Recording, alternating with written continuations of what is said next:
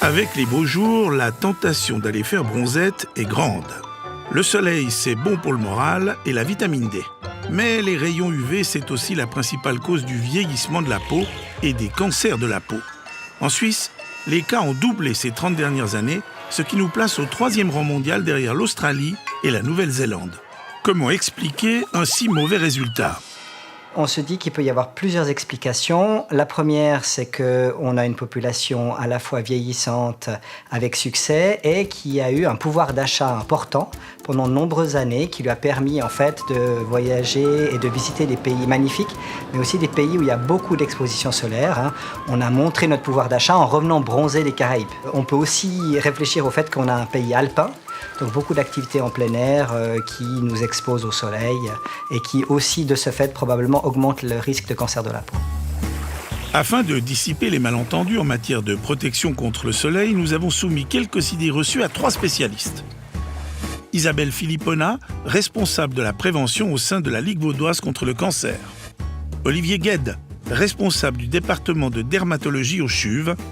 Et Séverine Pliguer, médecin généraliste à Épalinges. Idée reçue numéro 1. Le solarium prépare bien la peau au soleil. Alors le solarium ne prépare pas la peau au soleil, le solarium donne bonne mine et on n'est pas mieux protégé parce qu'on a fait du solarium que si on n'en avait pas fait. Pourquoi ? Parce que dans les solariums, on utilise principalement les UVA, qui sont des UV qui induisent en fait peu de bronzage au long cours. On voit à peine la qualité du bronzage qui s'améliore et ça ne donne pas une grande protection de la peau. Il vaut mieux s'exposer de manière progressive au soleil naturel et éviter les expositions trop intenses. Et les crèmes autobronzantes ? Ce qu'on fait quand on fait de l'autobronzant, c'est qu'on colle une couche de sucre brun sur la partie supérieure de la peau et cette couleur brune, malheureusement, filtre très peu les UV ou presque pas du tout les UV. Donc, malheureusement, ça ne permet pas d'éviter ni le coup de soleil, ni le vieillissement prématuré, ni les futurs cancers de la peau. Idée reçue numéro 2. La crème, il faut en mettre beaucoup pour être bien protégé. Pour que la crème solaire soit efficace, il faut en mettre beaucoup et répéter l'application toutes les 2 heures.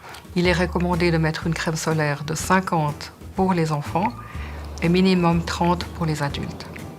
Mais se rappeler que la meilleure crème solaire, c'est quand même celle que l'on applique.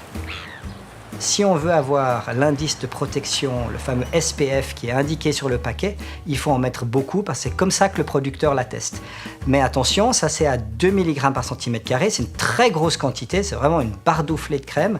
Et puis ça, la plupart des gens ne l'utilisent pas.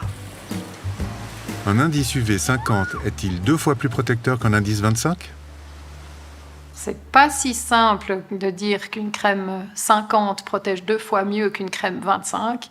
Une crème 50 va prolonger le temps de protection par rapport à une crème 25.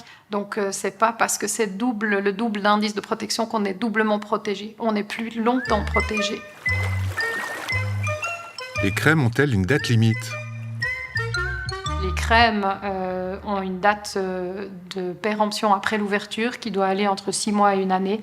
On s'expose au fait que la crème puisse être moins performante, comme pour un médicament qui serait passé de date. Donc plutôt pas trop réutiliser les vieux fonds de crème.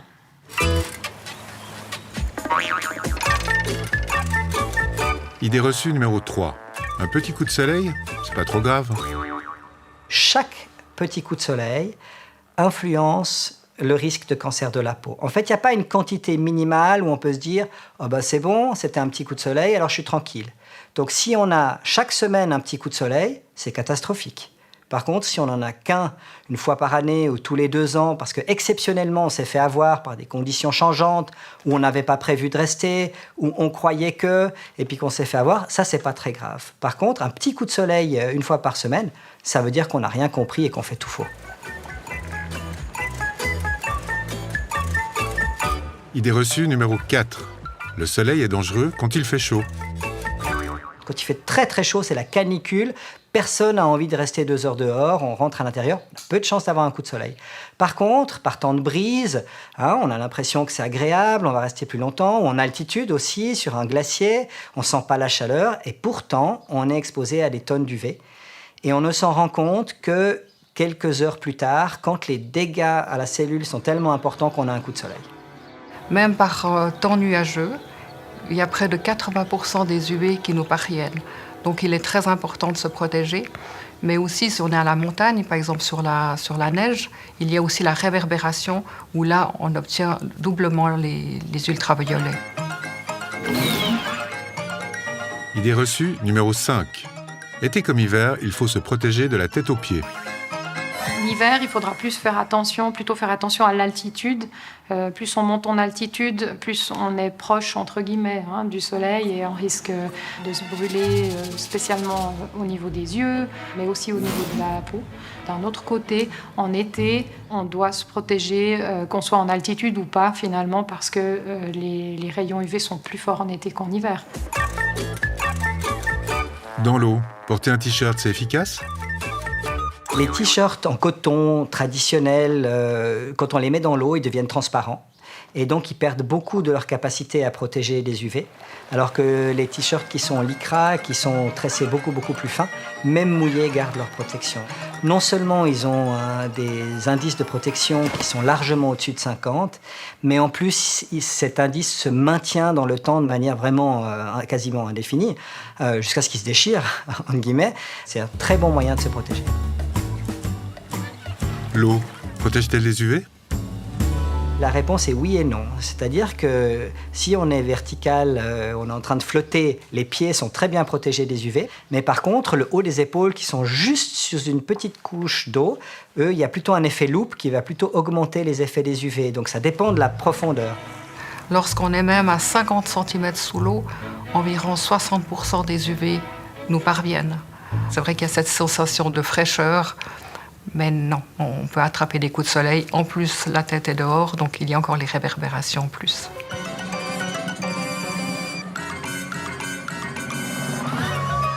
Idée reçue numéro 6. Les lunettes de soleil, c'est pour le look. Alors les lunettes, c'est vraiment pas pour le look. Alors dans le choix des lunettes, faire très attention, prendre une lunette de soleil avec le sigle CE UV 100%, qui nous protège à 100% des UV. Les yeux, c'est fragile, c'est un organe qui ne se protège pas tout seul. Donc pour moi, on doit le protéger plutôt trop que pas assez. Et les lunettes que vous achetez sur le marché, là où vous passez vos vacances, seront probablement pas super efficaces. Idée reçue numéro 7. Une fois bronzé, plus besoin de se protéger. Même une personne bien bronzée peut prendre un coup de soleil et puis peut accumuler des UV qui vont induire un vieillissement cutané prématuré et des cancers de la peau. Donc c'est pas parce qu'on est bronzé qu'on peut ne pas faire attention du tout. Mais quand même, la fonction de ce bronzage, c'est de nous protéger contre les UV. Et si on a une exposition progressive au cours du printemps et qu'on arrive bronzé, raisonnablement bronzé l'été, on peut faire un peu moins attention. On peut porter un peu moins longtemps son t-shirt, on peut choisir une crème avec un indice de protection un peu moins élevé, on peut rester un petit peu plus longtemps au soleil aussi, mais on ne peut pas juste se dire « Oh yes, c'est bon, moi je suis tranquille, je suis bronzé, j'ai plus aucun danger ». Idée reçue numéro 8. Avec le réchauffement climatique, les peaux sensibles ont du souci à se faire. On voit quand même que dans les périodes de canicule, il y a quand même toute une partie de la population qui a tendance à rester à l'intérieur, notamment pendant les heures les plus chaudes de la journée, parce qu'il fait tellement chaud parfois que c'est désagréable d'être dehors. Il y a une petite frange de cette population quand même qui par contre va filer à la piscine et en fait sauter dans l'eau, se sécher, sauter dans l'eau, se sécher. Ceux-là, ils ont peut-être du souci à se faire, avec un risque de cancer de la peau qui sera plus élevé. Ceux qui sont restés à l'intérieur, par contre, parce qu'il fait trop chaud pour être dehors, ils auront au contraire un risque diminué. Et là, ça va être une question de société. Est-ce qu'on commence à vivre à la méditerranéenne ? On fait des siestes, on rentre, on se protège. Quelle idée d'aller à la plage avant 3 heures de l'après-midi ? Il n'y a pas un Méditerranéen à qui ça viendrait à l'esprit. Si on prend cette approche-là, on va voir les cancers de la peau diminuer dans plusieurs décennies. Et puis par contre, pour ceux qui vont décider de s'asperger d'eau mais de rester dehors longtemps, alors là, il y a des soucis à se faire. Si vous n'avez pas tout retenu, ce n'est pas grave. Voici les 3 principales règles à respecter. Évitez de s'exposer au soleil pendant les heures les plus chaudes, entre 11h et 16h. Se protéger avec des habits amples et couvrants, porter un chapeau, une casquette et des lunettes de soleil. Et enfin, appliquer régulièrement de la crème solaire. Daniel Ruppen, bonsoir. Bonsoir. Merci de nous accueillir dans votre jardin. Effectivement, mon jardin, c'est le jardin de tout le monde. Il suffit de constater, d'ouvrir les yeux et de voir la beauté de cette nature qui est peut-être différente que la beauté des gratte-ciels. Alors, ça fait 50 ans que vous pratiquez la montagne, vous êtes dehors tout le temps, au soleil. Est-ce que vous avez constaté que le soleil est aujourd'hui plus violent qu'il y a 40 ou 50 ans? Le soleil, à mon avis, est effectivement bien plus violent. On parle de la couche d'ozone, etc. Mais en 50 ans, j'ai vu la différence. Au début, je ne portais que peu de lunettes, peu de crème solaire. Et actuellement, je constate que les yeux me brûlent si je ne mets pas des lunettes, que la peau, le soir, est rouge et qu'elle me brûle. Effectivement, je dois me protéger. Changement net. À l'époque, les guides ne mettaient jamais de crème solaire et jamais de lunettes? Mon beau-père qui était guide, jamais il ne mettait une crème solaire. Jamais. Les lunettes, rarement. Aujourd'hui, il y a quelques jeunes guides qui ont regardé beaucoup d'anciens films, qui veulent imiter les anciens guides. Ils disent crème solaire, c'est pour les faibles. Mais non, c'est absolument indispensable. Est-ce que vous constatez qu'avec vos clients, vous voyez plus de brûlures, plus d'allergies, plus de coups de soleil? Alors oui, je constate ça, surtout chez les personnes qui sont des baladeurs de moyenne montagne. Ils viennent en vacances, ils parcourent les chemins, ils deviennent rouges en fin de journée. Par contre, en haute montagne, j'ai constaté que les gens sont très disciplinés. Je dois rarement dire « mets un peu de crème ». Est-ce que vous avez changé vos manières de vous protéger, vous, aujourd'hui? Moi, j'ai très nettement changé la manière de me protéger. Par contre, on a toujours dans son sac la crème de l'été dernier et j'ai constaté que des fois, il y avait un petit peu d'huile, le produit se séparait et au fait, par économie, je dis, ça doit aller, mais c'est pas bon. Il faudrait prendre vraiment une bonne crème, chaque année changer, etc. Quels seraient les conseils que vous donneriez aux gens qui souhaitent aujourd'hui faire de la montagne en altitude et bien se protéger? Alors, bien se protéger, déjà, le matin au petit déjeuner, avant de partir, on met de la crème, même que le soleil n'est pas encore dehors, ça fait à peu près une demi-heure, 1 heure avant.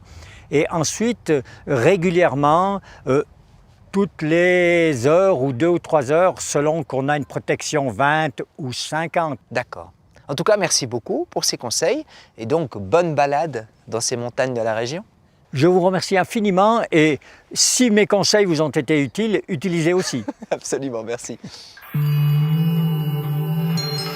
Maintenant que nous sommes renseignés sur la manière de bien nous protéger, encore faut-il choisir la bonne crème solaire. ABE en a testé 14. Si généralement on peut se fier à l'indice de protection inscrit sur l'emballage, d'autres critères sont également importants pour éviter les mauvaises surprises. Explication Valérie Demière. Les beaux jours sont de retour, ce geste aussi. À choix, 2 grands types de crème solaire. Il y a d'abord les crèmes à filtre dits chimiques qui protègent la peau en transformant les UV en chaleur. Il y a les crèmes à filtre minéraux qui reflètent les rayons. Leur avantage, elles ne contiennent pas de nanoparticules. Inconvénient, elles peuvent laisser un film blanc sur la peau. Nos collègues de Kassensturz et le magazine Bon à savoir ont testé 14 crèmes solaires, 10 à filtre chimique, 4 à filtre minéraux. Ils ont tout d'abord analysé les parfums et conservateurs. Certains peuvent en effet entraîner des réactions allergiques. Il est plutôt rare d'être vraiment allergique aux filtres. Les allergies aux parfums ou aux conservateurs sont nettement plus fréquentes. Si vous avez des soupçons, si vous utilisez un produit solaire et que vous faites ensuite une réaction sur votre peau, pour être sûr de son origine, vous pouvez demander à passer un examen pour déceler les allergies de contact. Certains conservateurs, comme le PEG et l'EDTA, rendent aussi la peau perméable. Ça permet à la crème d'être bien absorbée et donc de bien protéger. Problème, ces crèmes rendent aussi la peau plus vulnérable aux polluants présents dans l'eau ou dans l'air. Seconde analyse, l'impact sur l'environnement. On sait aujourd'hui que certains ingrédients, en particulier les filtres UV, peuvent avoir de graves conséquences. Hawaï, par exemple, interdit déjà le benzophénone 3 et l'octinoxate, accusés de blanchir les coraux. Ici aussi, dans nos lacs et rivières, ces substances, à forte dose, tuent poissons et crustacés. En plus petite quantité, elles peuvent déjà nuire à leur reproduction. Cet impact sur l'environnement n'est pas pris en compte lors des procédures d'autorisation des crèmes solaires. On trouve bien des logos sur certains flacons annonçant des composants éco-friendly, mais peut-on s'y fier ? Il est important de savoir que ces labels ne sont pas protégés. Il n'est donc pas nécessaire de remplir des conditions préalables pour les afficher sur les produits. Cela dit, si l'on veut protéger nos lacs et rivières, ça reste quand même une bonne idée d'utiliser des produits avec ces labels. Même si ça ne signifie pas que de manière automatique, tous les organismes seront protégés. Protéger à la fois son corps et l'environnement, c'est possible, à condition de choisir la bonne crème solaire. Quelles sont les meilleures crèmes solaires pour notre peau et pour l'environnement? On vous retrouve Alexandre Vimin dans ce décor majestueux. Merci d'être avec nous. Bonsoir. Bonsoir. On va parcourir ces résultats avec vous. On commence par le bas du classement. Alors, une seule crème a été jugée mauvaise avec la note de 1,4 sur 10. Quand même. C'est la Sunlook vendue à Migros. Bon, c'est aussi la moins chère de ce test, 6,98 € les 100 ml. Pourquoi a-t-elle été jugée aussi mauvaise? Alors d'abord, c'est la seule où l'on a détecté de l'octocrylène, une substance qui peut se transformer en un composant cancérigène. Autre souci, la crème contenait des filtres UV, problématiques pour l'environnement, et aussi de l'EDTA, un conservateur qui peut réduire la barrière cutanée. Quelle a été la réaction du fabricant? Alors il nous indiquait qu'une nouvelle version du produit était en préparation, sans octocrylène et sans EDTA. La nouvelle version devrait corriger ces problèmes-là. On passe aux crèmes solaires jugées insuffisantes. Il y en a 5 au total. Elles contenaient toutes des conservateurs et des filtres UV problématiques. On trouve d'abord la crème Colistar, la plus chère du test, 40 francs les 100 ml. Un peu moins chère la lotion de Louis Widmer. Elles obtiennent toutes les deux la note de 3,8. Toujours dans la catégorie des crèmes insuffisantes, on trouve les lotions de Cérine avec la note de 4,4, Nivea Sun avec 5 et Sherpa Tensing avec 5,6. A noter que Sherpa Tensing nous a dit avoir récemment modifié la composition de son produit pour supprimer notamment 2 filtres UV problématiques. On passe à présent aux produits jugés suffisants. 6,8 pour Aven, chez qui on détecte un conservateur problématique. Un peu mieux pour Spike, c'est la première crème de type minéral à apparaître dans ce classement. Elle est notée 7 à cause de la présence de parfums faiblement allergènes. Toujours dans la catégorie des crèmes jugées suffisantes, Ultrasun, Delang et Garnier, elles obtiennent toutes la note de 7. Toutes ces lotions contiennent des substances nocives pour l'environnement. On passe à présent en tête de classement avec 3 crèmes qui sont toutes minérales. Oui, on trouve les lotions de Salt & Stone, Eco Cosmetics et Laboratoire de Biarritz. Elles ont toutes obtenu la note maximum de 10 sur 10. Aucun problème à signaler donc. Rien de spécial, sauf que comme ce sont des crèmes de type minéral, elles peuvent laisser un film blanc sur la peau. Merci beaucoup pour ces explications, Alexandre. Et donc, 6 crèmes sur 14 qui ont été jugées insuffisantes. Vous voilà bien renseigné. Vous pouvez retrouver tous les résultats sur notre site internet abe.ch.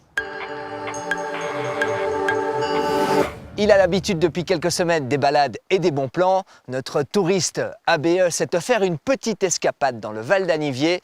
Il en est revenu des étoiles plein les yeux et un orage plein de cirés. Salut le Valais, salut le Val d'Anivier, salut Saint-Luc. Toi et moi, on va passer la journée ensemble.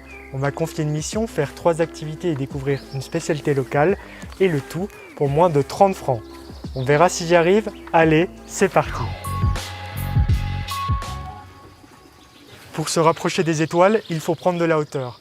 Aller simple en funiculaire plein tarif, 16 francs. Ici, c'est un exploitant privé, l'abonnement général et le demi-tarif ne fonctionnent pas. 5 minutes et 525 mètres de montée plus tard, me voici à Tignouza, à 2180 mètres d'altitude. Saint-Luc a pour surnom la station des étoiles et pour cause, on y trouve le planétarium, le chemin des planètes et l'observatoire François-Xavier Bagnoud. J'ai rendez-vous avec Michael Cotier, il est médiateur scientifique. Ensemble, on va observer le soleil. T'es là, Michael ? Ici, on a une lunette spéciale avec un filtre spécial qui permet de voir l'activité du soleil et les protubérances, ce qui ressemble à des flammes quand on regarde des photos. Hein, donc les trucs qui dépassent là autour, c'est ça les protubérances. Et celle qui est en bas, elle est gigantesque. Hein. En bas, là, c'est 5-6 fois la Terre en hauteur, puis c'est le double quasiment en largeur. Hein. Là, Michael Cotier m'a fait une fleur, j'ai eu droit à une animation privée. Quelques infos pratiques, en juillet et en août, l'observation du soleil a lieu du lundi au samedi et peut accueillir jusqu'à 25 personnes et coûte 10 francs plein tarif. Réservation indispensable sur le site internet de l'observatoire. Il y a également des soirées astronomiques pour observer la Voie lactée. J'ai même pas encore commencé la deuxième activité que j'ai déjà dépensé 26 francs. On est mal, on est mal, on est mal. Il n'y a pas de problème, j'ai une solution, je vous propose une activité gratuite, le chemin des planètes.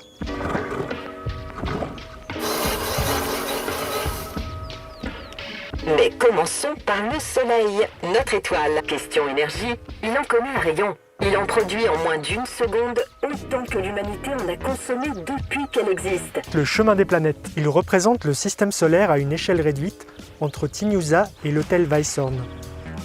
Les planètes sont disposées à distance proportionnelle et à l'échelle, 1 mètre équivaut à 1 million de kilomètres. Le sentier didactique fait 6 km de long et peut se parcourir en famille.